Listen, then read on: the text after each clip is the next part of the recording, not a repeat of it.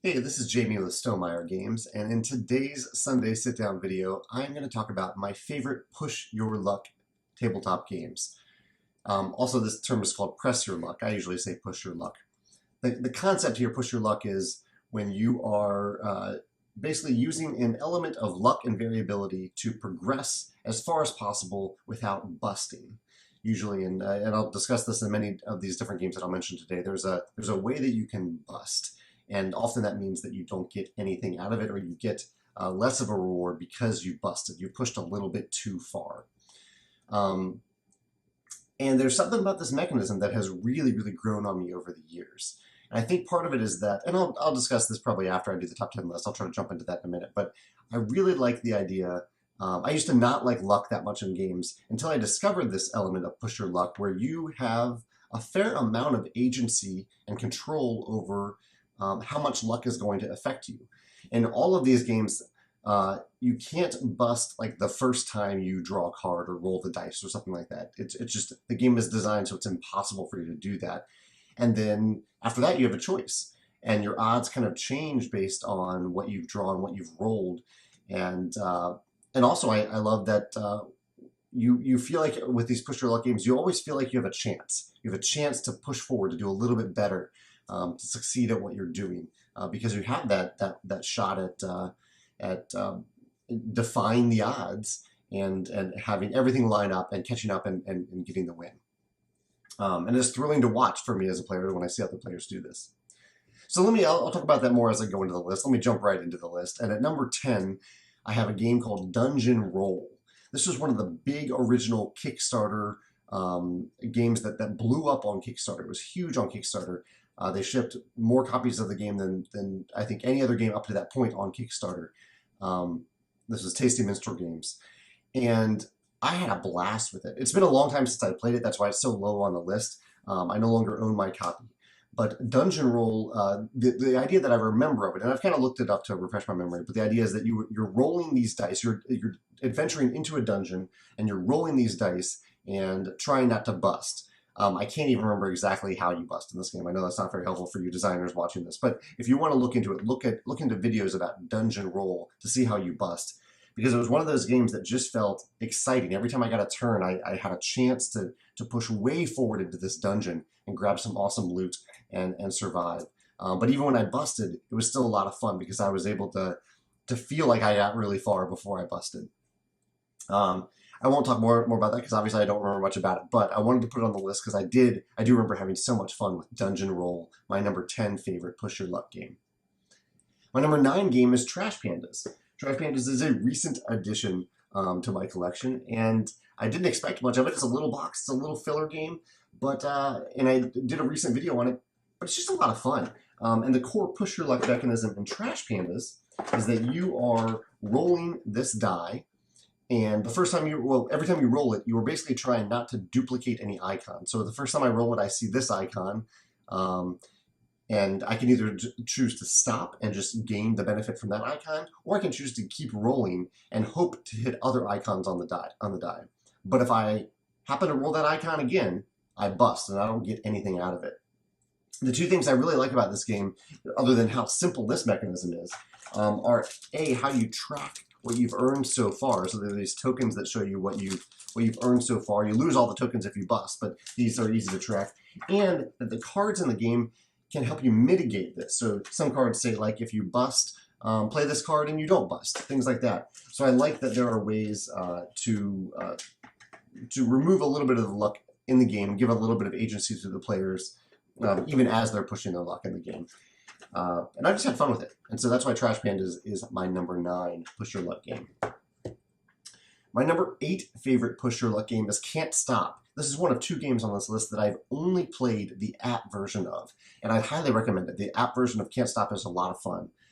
It's essentially an abstract game. It's shaped like a big stop sign, and you are trying to move, I believe you have 3 cones that you are trying to move from the bottom row of this board to the top row. Each of the rows are different lengths based on the odds, because you're rolling 2 dice and either separating the dice or adding them together, I believe, to move your cones forward. I should have researched this game a little bit more because it's one of these other ones I haven't played in a little while on my app, but it is a lot of fun to play. And if you're watching this video, you've probably heard of Cant Stop. If not, feel free to look it up. It's a very simple, distilled push your luck game, but it's one of those games, and I love this about it, that you feel like that you always have a chance. Even if you get way behind, you have a chance to catch up, and I love that about push your luck games. And that's why Cant Stop is my number 8 favorite push your luck game. My number 7 favorite push your luck game is one that, it's a weird position on this list because this is a fantastic game that I really love. I put it on this list a little bit lower because the push your luck element isn't really a core element of the game, and that is A Feast for Odin. I think this is the first time that Uwe Rosenberg has put push your luck in one of his games, but he has so many games, it's probably one of the other ones that I'm not thinking of. But in A Feast for Odin, it's a massive worker placement game with tons of worker placement action spots, but a few of the action spots use dice. You roll dice, and there's like these hunting spots. There's like I think there's like a pillaging spot. There's one where you go fishing, and you're rolling these dice and trying to get a certain number on the dice related to how difficult the action is. And you always get 3 rerolls, and on many of the actions you get a benefit if you fail. And so even if you don't do well, you get a benefit from it. And there are cards in the game, like weapons cards, that let you mitigate the dice roll a little bit. So if I've saved up a lot of spears, I might take a hunting action that requires, or that can benefit from using spears, so that even if I don't roll well, I can spend my spears to get a better number, or to decrease the threshold. So I like that he took this element of these things that are uncertain. Pillaging in real life would be uncertain. You don't exactly know how well you're going to do when you go pillage. When you go hunting, you don't know exactly how well you're going to do. And I like how he incorporated this little bit of push your luck, this little bit of uncertainty into the game in an otherwise like very non-uncertain Euro game. So that's why A Feast for Odin is my number 7 favorite push your luck game, or game with a push your luck mechanism. My number 6 favorite push your luck game is Deep Sea Adventure. This is one of these tiny little oink games. And this is a delightful game that uses push your luck mainly in terms of how deep you want to dive under the water to gather treasure. It's a game where it's a competitive game, but you are sharing oxygen with other players. And so as you push deeper and as you pick up treasure, you are spending more oxygen, using the oxygen of the entire group. And so the deeper you go, the farther you have to go back to get back up to your boat on the surface. And by the time you get back up there, you may not have the oxygen, you might just perish underwater. And they'll kind of drag you to the surface and you'll give it another try. You play this game in 3 rounds. This is basically like a very simplified version of Clank. Clank doesn't use the shared oxygen element, but Clank does use the like run deep into a dungeon, try to grab something and make it back before you die. I put Clank on plenty of lists. I love Clank, but I don't quite think of it as a push your luck game. I think of Deep Sea Adventure, however, as definitely like a fully push your luck game. I mean, this is what you're doing in Deep Sea Adventure. You're pushing as far as you can to go deeper, to get better treasure, and make it back up to the surface. And that's why it's my number 6 favorite push your luck game. My number 5 game is another game that I've only played the app version of, and that is Dead Man's Draw. This is a pirate-themed game where you are, instead of rolling dice, you are drawing cards. And again, similar to Trash Pandas, you're trying not to duplicate those cards. The app is awesome. I highly recommend the app for this game because it starts you off with the simplest version of the game, where you're just basically drawing cards and trying not to bust and getting the benefits from the cards that you draw. You bust in this game when you duplicate one of those cards. But the app also helps to onboard you into more complex versions of the game, to the point that I don't even know what the tabletop version of Dead Man's Draw is, because many of the different cards have abilities that you can use.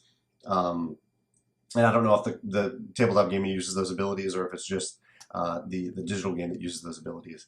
But I had a lot of fun playing through the digital version of this game. I highly recommend it. That's why Dead Man's Draw is my number 5 favorite push your luck game. My number 4 favorite game, usually I have it in my collection, but I'm letting someone borrow right now, and that is Celestia. Celestia is a competitive game where you are collaboratively and cooperatively pushing your luck. You are on an airship and you're trying to move onto these floating islands, and the farther you can float towards the more valuable islands, the better the chance you have at getting a more valuable treasure. And the pushing your luck element is kind of weird because you aren't like re-rolling dice, you aren't redrawing cards or anything like that. You're basically deciding, you're looking at the other players and deciding how far you can go with these other players, because what they have in their hand and what they end up rolling impacts your ability to progress in the game every time you go on a run through these islands. So there's this feeling of camaraderie. It feels a little bit, I think, like what craps probably feels like. I don't think I've actually played craps in a casino, but I think it has a feel of that where you're kind of rooting for something with a lot of other players. You're rooting for other players to do well until you jump out of that ship, and then you're rooting against anyone who's still in the ship. Both sides of that are really fun. And that's why Celestia is my number 4 favorite push your luck game. My number 3 favorite push your luck game I do own, that is Incan Gold, also called, I think, Diamante or Diamant. Incan Gold is another game similar to Dungeon Roll where you are running into a dungeon and trying to grab treasure and loot and gems and run back out. Incan Gold uses a simultaneous selection mechanism, a mechanism I talked about in last week's video, where simultaneously you are revealing whether or not you are either going to stay in the dungeon or if you're going to go out. And the longer you do this 5 times over the course of the game, the longer you stay in, the deeper you go into the dungeon, the better the odds you have of gathering a lot of gems and treasure.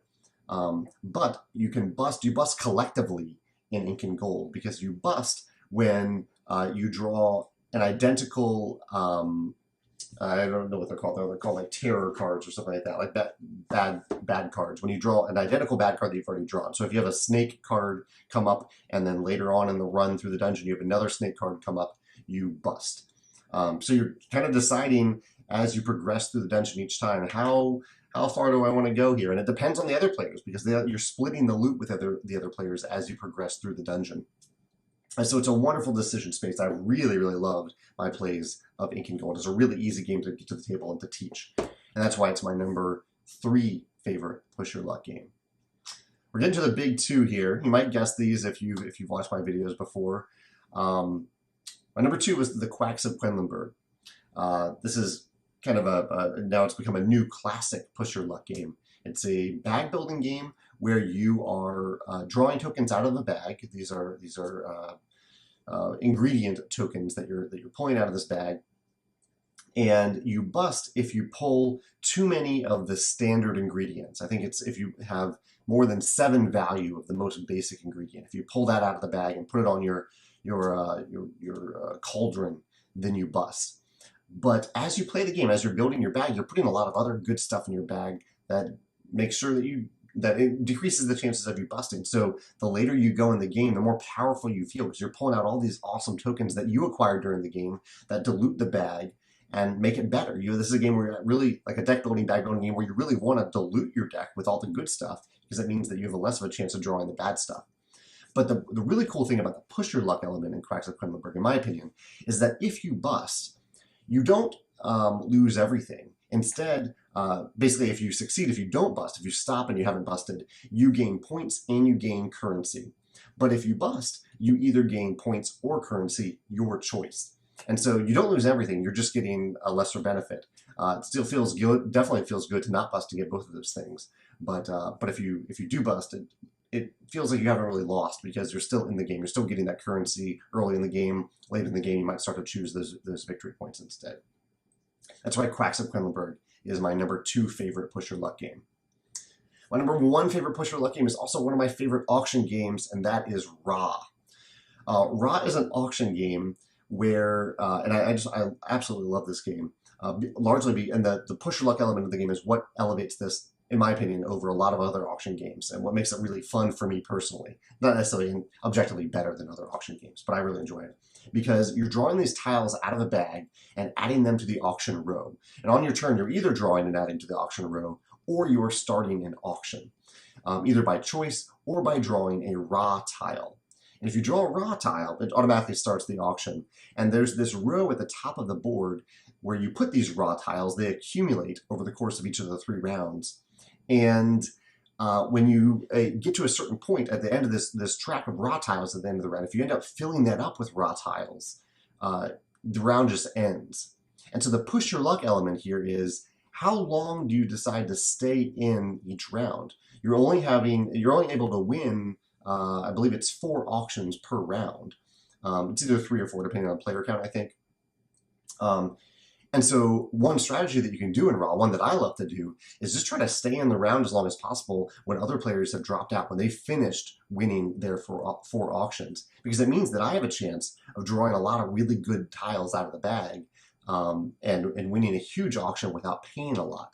But you have the chance of drawing those raw tiles and having the round just end. And you also have a chance of sometimes just drawing bad tiles, because there are bad tiles that will come out as you're pushing your luck throughout the game.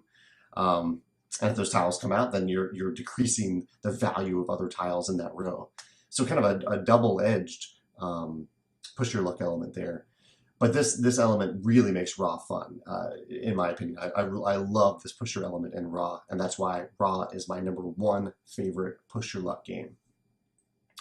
From a design perspective, I know I mentioned a variety of different things here, but I love how in I love how like in A Feast for Odin, it takes a mechanism and makes it a little thematic. Adds a little bit of it takes certain things that are thematically uncertain and adds an element of uncertainty to them.